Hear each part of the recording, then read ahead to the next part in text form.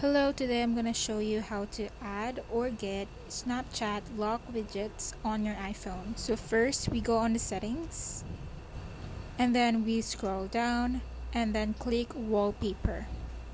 Click add new wallpaper. As an example, I'm going to use this one. And then we click the add widgets. From here, we just want to scroll down until we find Snapchat and we click that as well. Here you will see a camera widget, which is essentially just a shortcut to your Snapchat camera. There are also two different widget design that you can choose from. And on the next slide is just a shortcut for a group chat or a friend chat box on your Snapchat. It also has two different widget designs that you can choose from.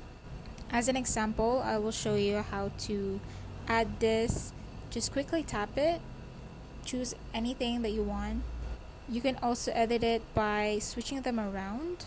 And if you don't like it or you want to change it, just click the minus button and add it again if you want, and just design it how you like it. That is all for the tutorial. I hope it helps. Thank you.